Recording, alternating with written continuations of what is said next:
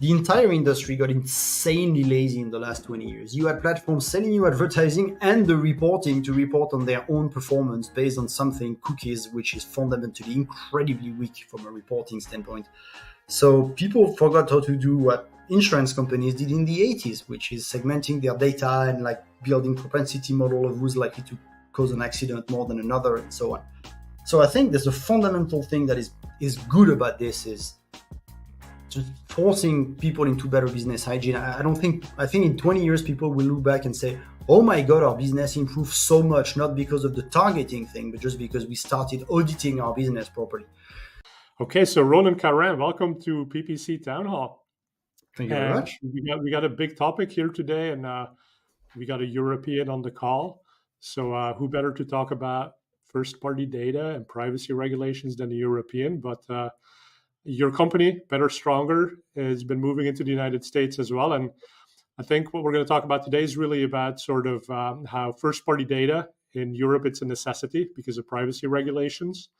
In the United States and Canada and other places, it's not quite at that point yet, but there's a lot of business benefit to it, right? So that's why we wanted to talk about first-party data and how you activate it.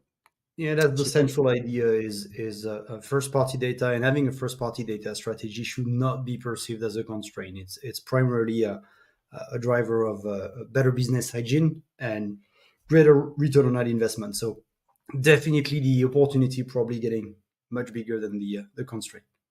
Okay, great. Well, but before we talk about the topic at hand, tell people a little bit about who you are and your background. And I believe you were ex-Google, currently hanging out in Switzerland. Absolutely. So I did the most of my career at Google for roughly 15 years. Did a lot of work on advertising products and commercialization of advertising products. I've been working on the publisher side as well. So I'd say I know the data issues and opportunities on both sides of the coin. In my last few years at Google, I was mostly working on first-party data monetization and making sense of the legal environment. So this is really sort of like the core of my expertise is how to leverage your data to turn it into, as I said, better business hygiene and new revenue streams or improve revenue streams. And in the last few years, I became one of the two partners in this company, Better and Stronger. Primarily, my goal was to rebuild the entire service offering around the idea that data should be at the very center of your digital strategy. So absolutely my core area of expertise. Good. Well, hey, let's talk about first-party data now. And again, in Europe, it's sort of that necessity, right? Because of privacy regulations. But talk maybe a little bit about what you see in differences now that you're entering the American market a little bit as well. Like, what's people's perception of first-party data and the need for it?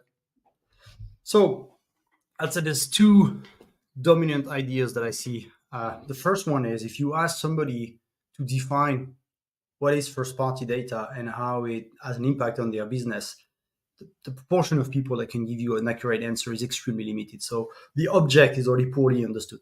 The second thing that we see is people tend to freeze in front of the challenge because they misunderstand the regulation, which is a challenge because as you start to make sense of it, it changes. So it changes really fast, and it's not really applied in a uniform manner across the different countries. So people tend to say, I don't understand the topic, I don't understand the object, and the regulation seems to be quite a mess. The risk of acting seems to be pretty high in terms of cost.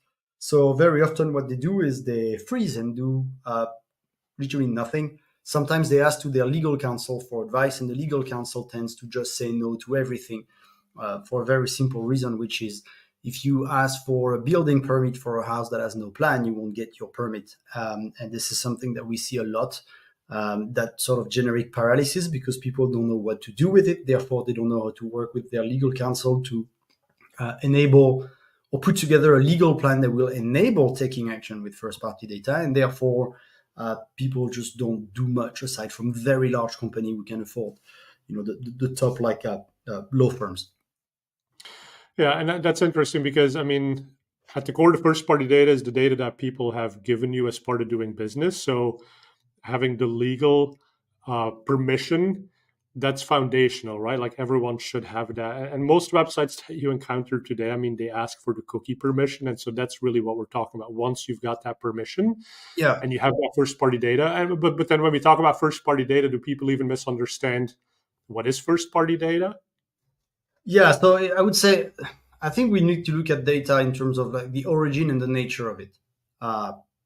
First party data is data that originated from an interaction that you have had directly with a user, ideally willingly and in a transparent manner. So it can be a first party cookie, meaning a cookie that you drop on the user's browser after he visits a property that you own. So it could be cookie based in nature. So origin is first party, is cookie based in nature, but it could be something very different. It could be the result of an interaction you've had in a store. It could be the result of a previous transaction. I like to give that example quite often as to what something that can become first-party data that's not even perceived as such. But let's say you go to a CVS or something equivalent and you buy a product. You don't necessarily want everybody to know that you bought that product. Let's say, I'm going to say hemorrhoid cream for the example. If you just purchased it, you pay in cash, it goes into a system and says, we sold 1 tube of hemorrhoid cream. And it's not it's not user data. It's first party data to the company, but it's not user data.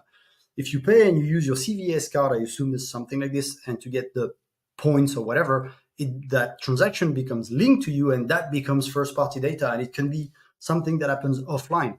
So I would say in nature, data can be cookie based or non-cookie based.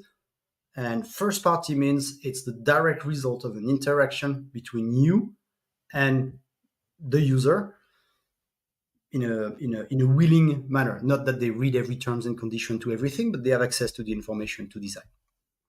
Interesting. Yeah, and then there's some recent news that I believe it's Cox Media has been using microphones in devices to listen to people, and then they use that for advertising and targeting. So in a way, you can think of that as first-party data as well, but that's where it then crosses the line, obviously, because they haven't necessarily received the right permissions to deploy that data for advertising. Or and people would even be very shocked to know that, oh my God, they've been listening to me.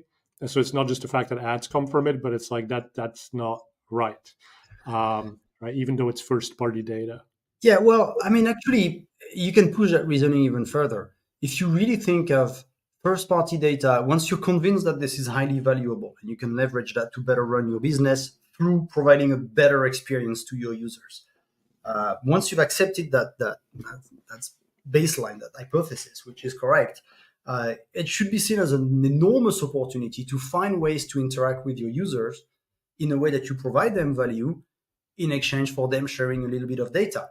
And if you start thinking like this, and if you start thinking that the experience around your product or service may go beyond the transaction, give you an example, you sell running shoes, the experience of your product happens when you run, when you speak of your run on, let's say, Facebook or Strava. It happens when you choose your product, when you decide to go on a competition with some friends. This is that many areas or like parts of the product experience where you can be present and add some value and collect some valuable information. So it should really be seen as a new mindset. It's really don't try to trick people into giving you first party data. Try to use the collect of first party data as an excuse to develop really meaningful brand interaction. Yeah, that's a good point, because ultimately, when it comes to running shoes, you can go to Adidas, Nike, Under Armour, Brooks, and on and on. And so the question becomes, who has provided me the best experience? Who seems to know that maybe you're a long distance runner or you like trail running, right? And who gives you an experience that enhances that? Well, so very interesting. And then do you feel like in Europe and the United States, is there a difference in terms of how much the consumer is willing to exchange their information for a better experience? There's an old study. I believe it was actually funded by Google, but I'm not sure about this. But the study for real is the story for sure is for real. They were asking people about what they're afraid of when it comes to privacy and data, and it turned out that they didn't really care that companies knew about all that kind of stuff. What they were really afraid of, and if you go deep and you say, what is your primal fear between data being collected? They were afraid that their relatives and colleagues ended up knowing about something shameful about themselves which had very little to do with commercial transactions. So I believe this is across all humans on this planet, no matter what the country. So in that regard, like a lot of the fears around data usage are fairly rational, and it's the same probably in US and in the Europe. And in Europe, I tend to ask people in a more like social setup, like would you pay Google 20 or 30 bucks a month to get maps and all the services that come with it? And I think if you put it this way, people are like, well, actually, no, I would not. So in terms of user habits, I would say the fears, they tend to come and go with the latest sort of like trend and what's being communicated in the media. They are mostly based on an extremely poor understanding of the reality of what's happening with their data. And that's really a shame to some extent, but I get it. It's complicated to understand what happens. Like most people in the tech industry, I mean, not engineers and everything, but in the digital marketing industry, have a hard time explaining the difference between a first and a third party cookie. So it's not too surprising. So back to your question between Europe and the US, I would say, surprisingly, I don't see a much better use of first party data coming from American companies, despite them being less afraid or just not caring about regulation at all. I think there's bigger roadblocks than that for fully adopting first party data and like turning it into a powerhouse for your companies. And those major roadblocks are quite simply the lack of data governance, the lack of intent, just people not knowing what they could do with it, and therefore not putting together a plan. I think this is the primary reason. And the second thing is also there's a certain skill set that you need to have, which is you not only need to have a data scientist, you need to have a data scientist that understands business, to some extent, business auditing and digital marketing as well.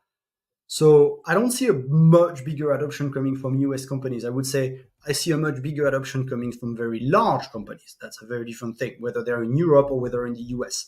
I've seen in Europe large retailing companies, conglomerates who built a unique user ID across all the brands, built very fancy things, and probably being a bit more careful from a legal standpoint, but they go for it either way because they have the right counsel for that. They work with like large law firms and they show them what to do.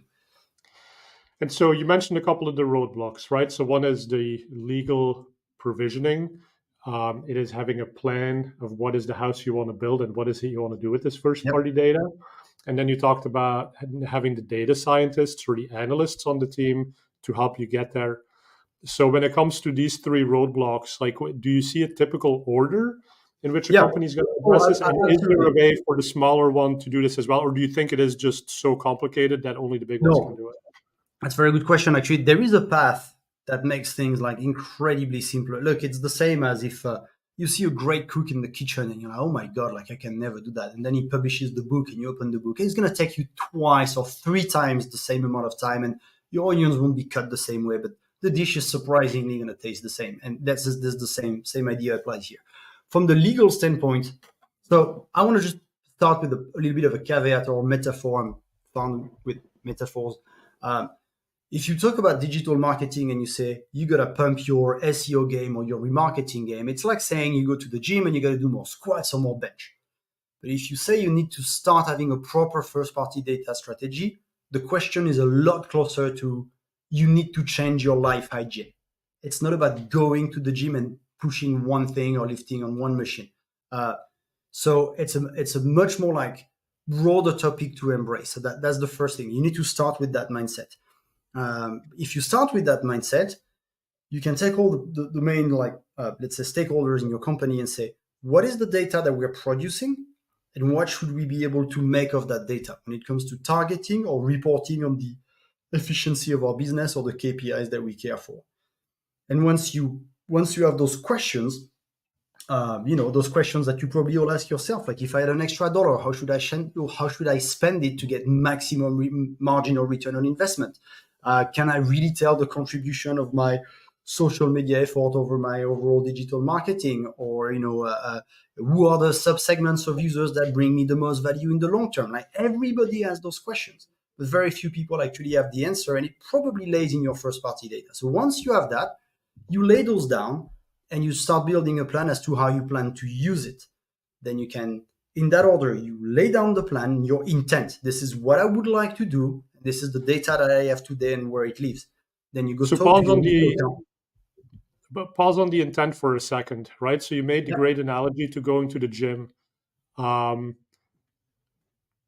But why do people go to the gym, right? They want to get skinnier, they want to get buffer, they want to be healthier. What are those reasons? Because I don't think anyone goes into like, hey, I'm going to start doing first party data, right? Like it's about ROAS. Absolutely. It's about actually better scary as performance. hell. Nobody wants to touch it. So the reason why Exactly, it's there is negative, health. Why would you touch it? Like, what do you see when you talk to your clients? Like, what's the yeah. overarching primary reason why people say, like, hey, let's go and do So this? the starting points are always a very specific issue, usually due to the lack of trust in data. Example, I want to go through another round of funding and I'm completely incapable of showing to my VC what is the CAC to LTV ratio, because if I ask 5 different people in my company, I got 5 different answers. And it starts from a question like this, or it goes such as, we spend 25% of the management team in building manual reports because it's so all over the place that we completely lost control about of the data truth in our company.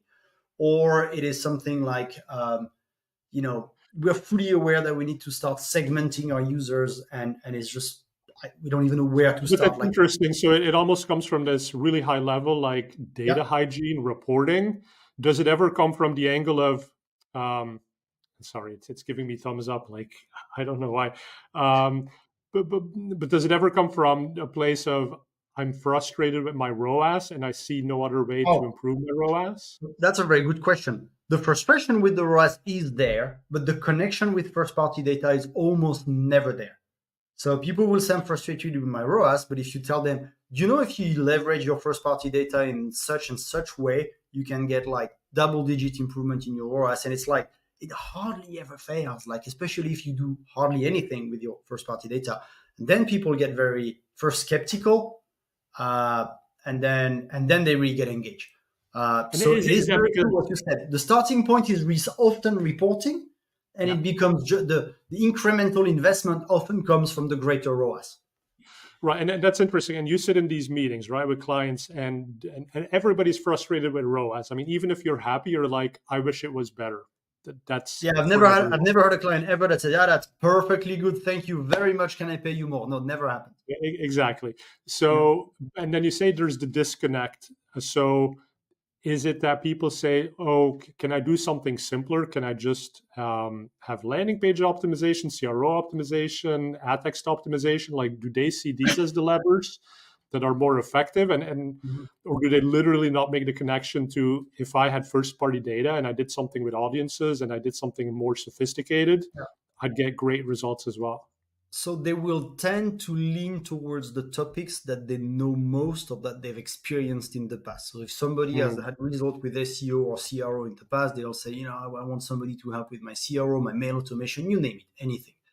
There are very few people today that say, I've built a sophisticated first-party data infrastructure to improve my performance in the past, and therefore this is what I want. So to your point on like, one of the questions people ask typically is, or they don't ask it in such a way, but we try to answer that question for them, is to say, your next move should be the lowest hanging fruit in terms of what can improve your return on ad investment really quick, so that you start like trusting us and get to the next move when you're going to keep on like repeating that loop.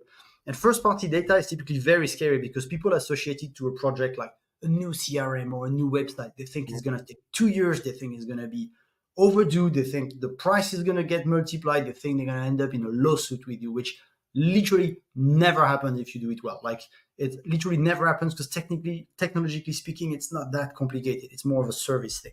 So for all those reasons, people tend to stay away from it.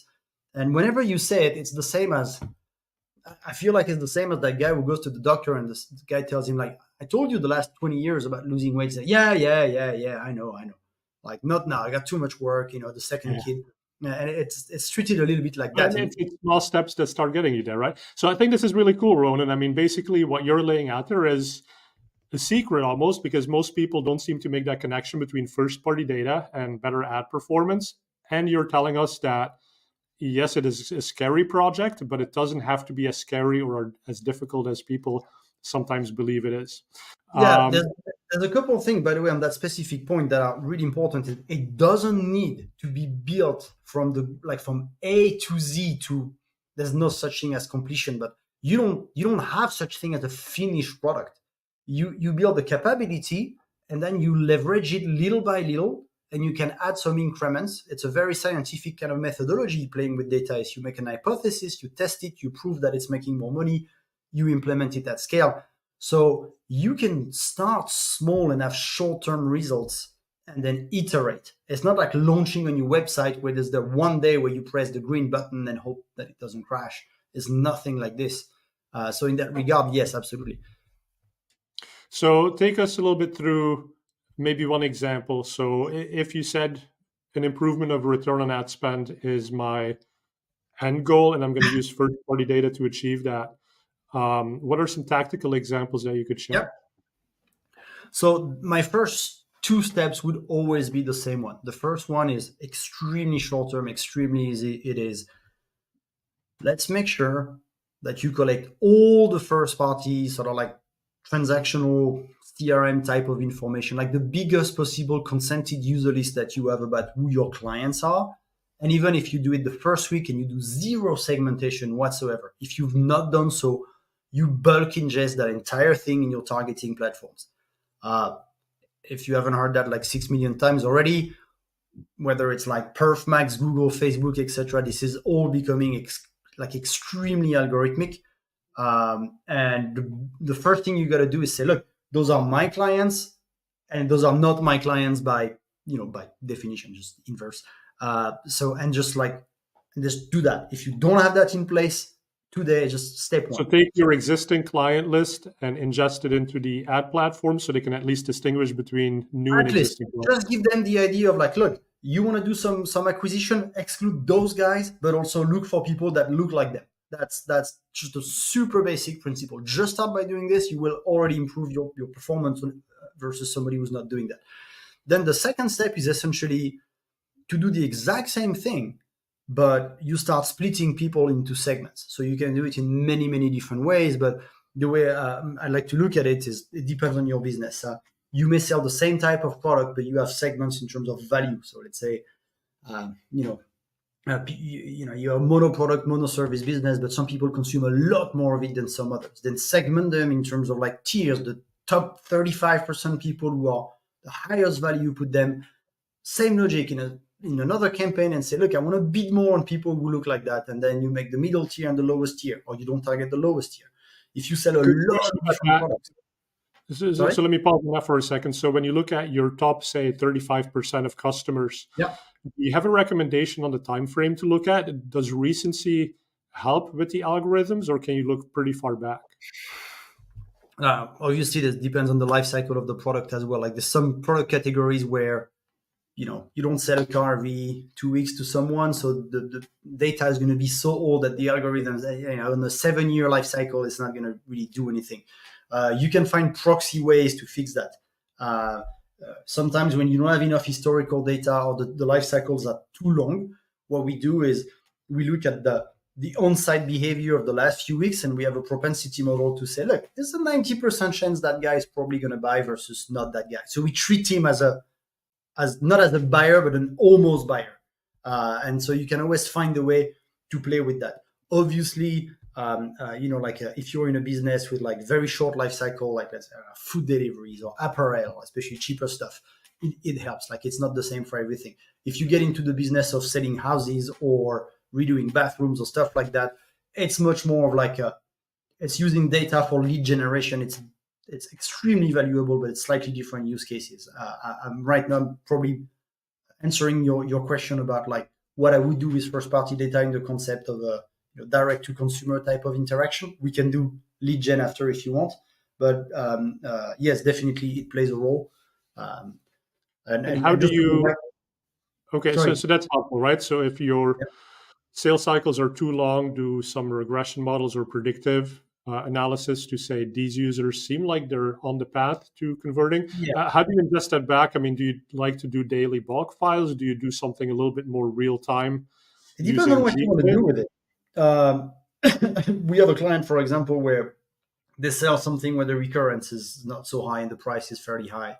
So what we want to do is we want to have the predictive model and look at all the people that, according to the model, should have bought but didn't buy. And it's pretty accurate, but then it gives you a short list of people that you can email, because you know that the likelihood that they were that close to actually buy like is very high. So you can just go and like sort of like finish them off with an email or a direct call, because it's just, you know, high price tag and low volumes. In some other cases, what you want to be able to say is just say, look, you know, you want to artificially boost the conversion value on a certain user list or something because you think this user list has, you know, a way to look at this. Let's say you look at your CRM data back 2 years and you say lifetime value. You take it from your CRM data. You take the top 20% people who have the highest lifetime value over the past 2 years, and then you're just going to say those people, if they convert, the value of that conversion is weighted by what you believe their lifetime value is. So it's just going to be like in the campaign setup. You're just going to change that. So there's multiple ways you can use a propensity model. You can also use a propensity model to people, or, you know, for churn, great use case. Yeah. No, and that makes sense. So basically then you're saying, okay, listen, these were my most valuable customers, so I put a higher conversion value for them. Yep. And that tells the automated bidding systems from Google or Meta that those are higher value. More of those guys. That's without saying this. By the way, it would be giving poor advice if I was to limit it to the algorithmic idea. One thing you can do if you've identified, let's stick to those top 20% guys in our hypothetical advertiser. You have those top 20% guys. What you can do looking at your first party data is look at, all right, there's the value, fine, but what did they buy? Who are they? What are the product lines that they buy the most? What did they buy first? Have they been exposed to my social media campaigns or not? Have they been exposed to my email campaigns or not? Can I manufacture a high value person? And if I decide to target them based on all those information that I've had, I can also decide of the assets that I'm going to push, of the format that I'm going to push, of the networks the channels that I'm going to push. So it goes far beyond that. You can literally realize that your top 20% users are, let's say, liking your product line number one, and that they seem to increase their red shopping cart when they get exposed to social media content about that product line. So you can inform your social media team, because you're retargeting. Also, a lot of those people, you can create group tests and make hypotheses. If I expose them to this, or if I don't expose them to this, how am I impacting their lifetime value? So the idea, it's actually I'm digressing a little bit, but there's something really central about this. Is, of course, you improve the targeting by informing algorithms and giving them like different values for different user categories. But the main thing you do if you start thinking about targeting from first-party data is your audience segment becomes the object of your work, not the channel. And that's really critical, because let's assume that you want to retarget a bunch of people and say they are high value over long term, but I would like them to buy one extra time every year, or maybe spend 20% more every time. So you have multiple ways you can do that. You can push the collections on social media. You can send them mail automation. You can do remarketing. You can do a lot of different things. You can send them just even paper, like mail coupons, anything you want. But if you work with first-party data, you can answer the following question, which to me is really critical: is what is the contribution of each of those channels to increasing the value of that user segment? You could perfectly, let's say you have 3 channels, you can literally split your segment into 3 and have 3 different distribution of budget. And then it becomes basic high school math as to, what's the contribution of that channel over the other one. And this is really phenomenal, because if you take a targeting taken from a cookie list, so cookie list, Google has their own cookie list, Facebook has their own cookie list, there's a real problem, which is what we call the identity landscape, meaning this is Google's cookie list. It's not Facebook cookie list, and they don't talk to one another. So you can never work around like the audience segment. You may have overlap, it's super messy, and it tells you nothing from a business standpoint. But if you say the cookie, it's not a cookie list, I gave the list to all of you and it's the same list, then the amount of hypothesis that you can test, and the media mix optimization and the asset mix optimization that you can do goes far beyond the impact you can have with simply like helping the algorithms. And that's really critical. This is why I made the comparison earlier. It's not like, oh, work that muscle a little more. No, it's a life hygiene type of thing. You change the way you approach how you target people the minute that you start seeing the power of first party data. Yeah, that's awesome. And that's where you've gotten into hygiene now, right? So it is an amazing benefit to be able to do cross-platform marketing and make sure there's consistency and that you avoid overlap from those engines. Now, you also alluded to a number of really interesting business questions that you start asking. So how do you set up that? How do you maintain hygiene? What kind of tools would you have so that as a business person, it's easy for you to go and ask the questions and get those answers? Like, what do you recommend? So the great news is that it's a six bird, one stone type of situation. The answer to this is the same answer to how do you deal with regulation and with your lawyers, is the same answer to how you maintain truth across like multiple like stakeholders in your organization. It's the one answer for all of them. You fundamentally need to get to a point where you understand what your data sources are and what the data means. Like, and when I say what the data means, it's as stupid as if you open a table and it says, date of something, and you have half the organization who assumes it's the date where the product was sent, and half the organization assumes it's the date when the product was invoiced, and then there's 2 weeks in between, you have totally different results for the month in terms of accounting and financial reports and everything. So just first of all, like making sure there is a data owner and a data governance where somebody's job is actually to say, I am certain of what the data means in our different systems. That's critically important. Then the one part that helps with literally everything is to have a clean data mapping. Data mapping means literally, it could be just like a spreadsheet. It means I have those data sources, they come from here, and they've been collected under those rules. They are owned by those people, and I know where they go, how they are being processed, for what use, and this is the benefit for the user of me processing the data this way. If you just have that document, first of all, whenever somebody needs to add something, there's a new data source, you buy a company, a new brand, a new line of product, it's what you're plugging into. It's like, if you're in somebody's kitchen and you have to empty the dishwasher, you can open the drawers, and if you see where the forks are, it's obviously where the forks go. So you're going to put them in the right place. It's just that idea that enables your lawyers to work with your content because they say, well, okay, this is fine. Like, all right, let me look at your intentions for this year. You want to take this data, move it there for that purpose. Well, you can do that, or you cannot do that, or you can do this under certain conditions. If you don't have that data mapping, it's the same as asking for building permit. I just want to buy a house. Nah, you can't. Well, come on, why? I don't have a plan. I almost have to laugh here because I think what you're saying is that most organizations, when they don't have that hygiene, they basically empty the dishwasher and they put a fork here and a fork there. Oh my God. We go to the kitchen, it's like, I don't like, there might be a fork in that cabinet and maybe two down there. All right.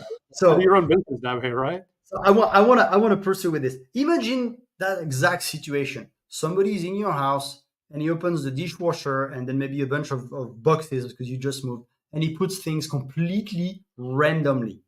Now, this is the state of I would say 75 to 85% of the data infrastructures that I find on client side. And when I ask them, how did you get to that? That's actually a good answer to your previous question. How do we get to the point when they ask for services? Because they say literally, well, we had that problem and that guy bought that thing. And then we had that other problem and that other guy implemented that thing, which was conflicting with that. But I think we're making it work. And then we implemented that other thing, but it's been broken for 2 years. Nobody knows how it works. So we're going to leave it at that. We're too afraid of unplugging it. And then this is my first party data infrastructure, which looks like a Rio de Janeiro slum. And this is very much what happens a lot. And one of the things that is actually absurd is when people say, yeah, I've already blown a lot of money in software licenses and everything into this. I don't want to blow any more money into this. Well, guess what? If you unplug all the things that is completely useless and you replace it by something that is lean and functional, you would probably save money on year one. And that's really something that's super important. But yeah, no, it's exactly this. It's exactly what happens. And the first, item of the day should be start by cleaning your room so people can just live in it. And that's what we don't see a lot with data. And I mean, you're a fan of a lot of the Google tools, I think, right? When it comes to putting your data and querying it, it doesn't have We to be rely a anything. lot on the Google tools from BigQuery a lot for one very simple reason. It's very much pay as you go. And the Google tools, look, I always said the same stuff. If you give 1,000 fitness application to people that are, in need of more fitness in their life, and you just leave it at that, and you come back in 2 years, for most people, nothing will have happened. The people who have done something are the people who have, let's say, a coach, a doctor, a psychologist supporting family members, and all of those people coming together to support motivation, have them, set up a goal and fight for it. Then the fitness application is hugely instrumental. It's absurd to spend like 25,000 a month in a fitness application and not a dime in a coach. So when it comes to data, Google's doing a great job in that regard because they have a product that's kind of just like a box of Lego bricks. Like, unfortunately, they don't tell you much about what you can do with it, and they're pretty poor at that, and they know it. I'm still in touch with many people there, but that's not what they try to do. They are technology providers with a hint of solutionism, and what they're saying is, look, like, learn how to use the stuff. It's pretty amazing, and then you can do a lot of things with it, which I concur. You don't pay a lot to use BigQuery.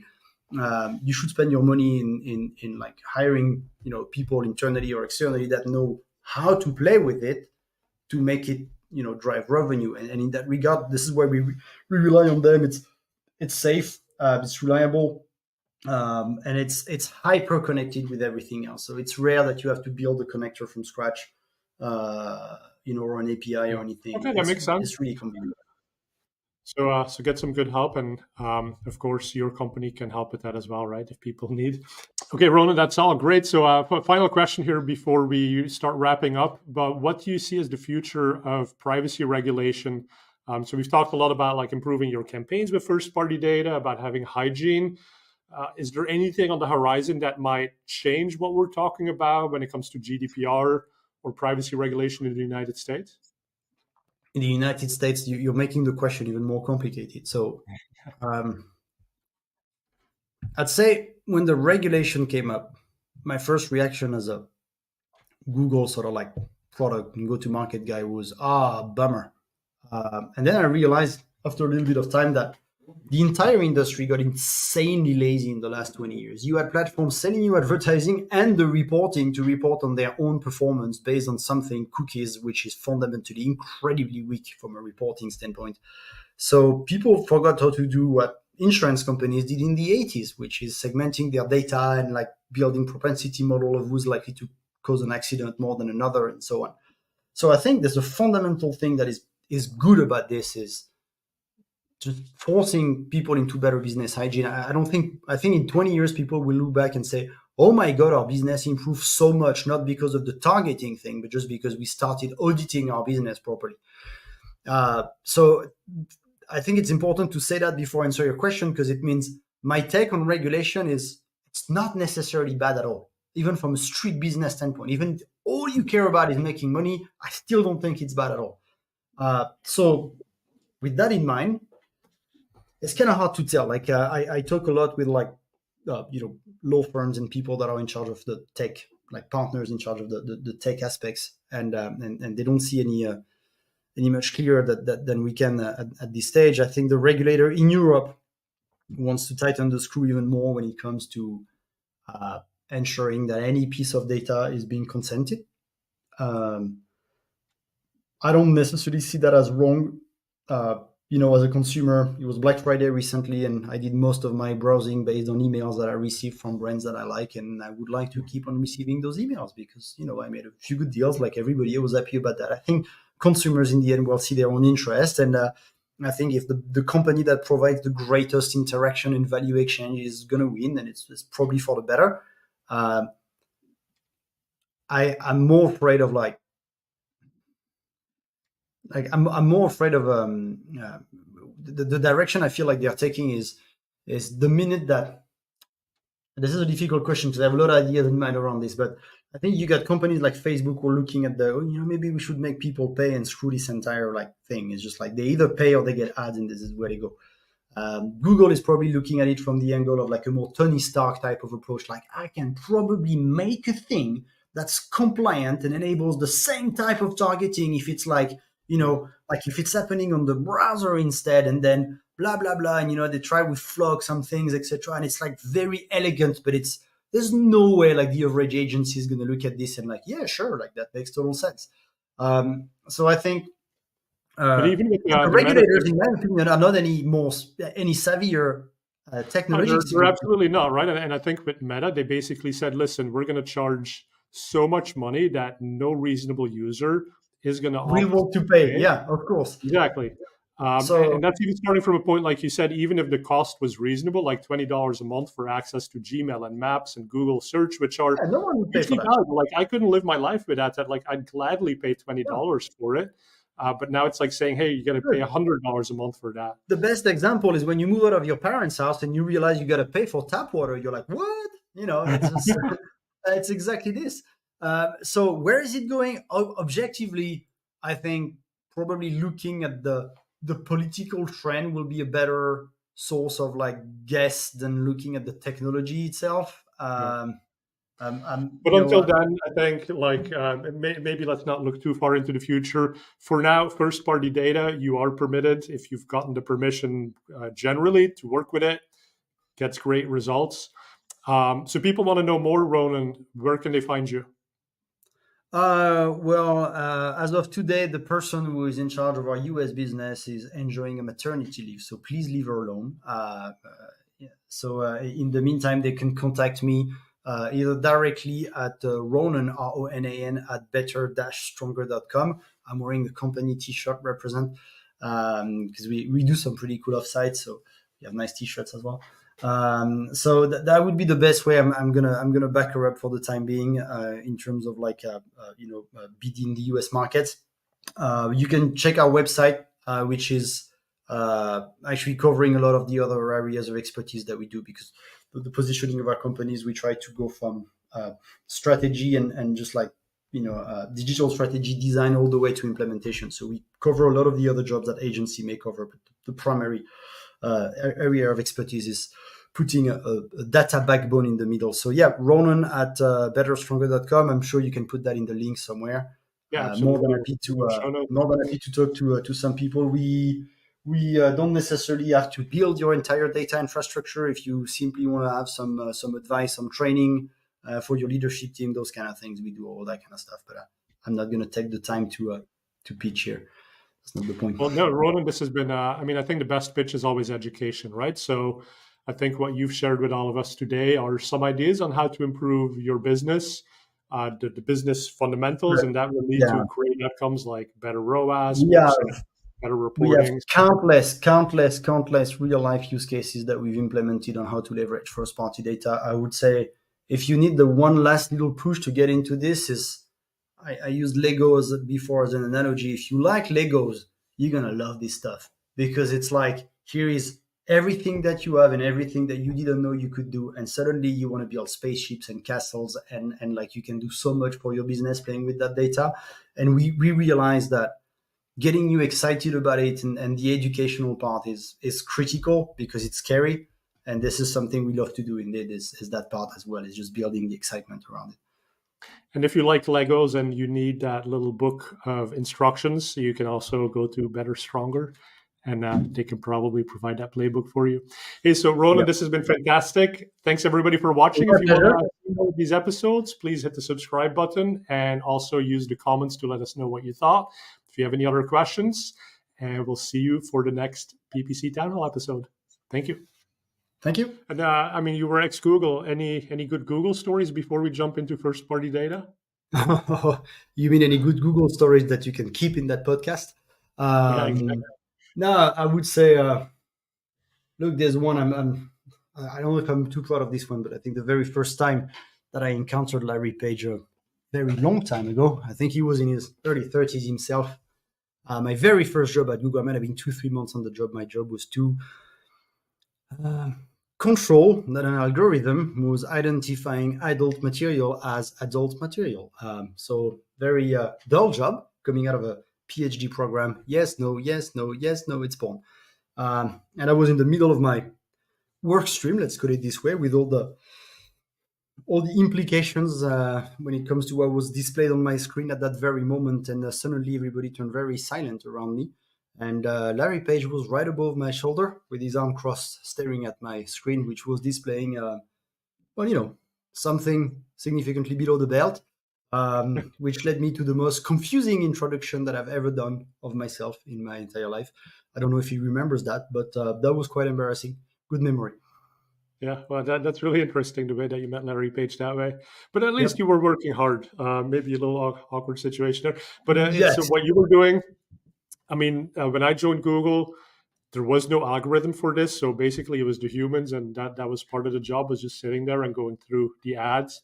And some of them were stuff below the belt, and we had to make sure we Oh, marked it correctly, because otherwise we were in so big for trouble. those who know Google, I was not the ads bin, it was the AdSense bin. So I was looking at actual content, usually UGC, not just ads, which was, Uh, uh, you know, spicy. And the last thing I forgot to mention is my screen was pointing directly at the micro kitchen. So anyone who was having a coffee on that floor was staring at this. So it was bound to happen.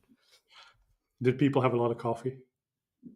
Well, back in the days, people were still ecstatic at the idea of having limitless Kinder Buenos. So I would say, yeah, there was a lot of people in the micro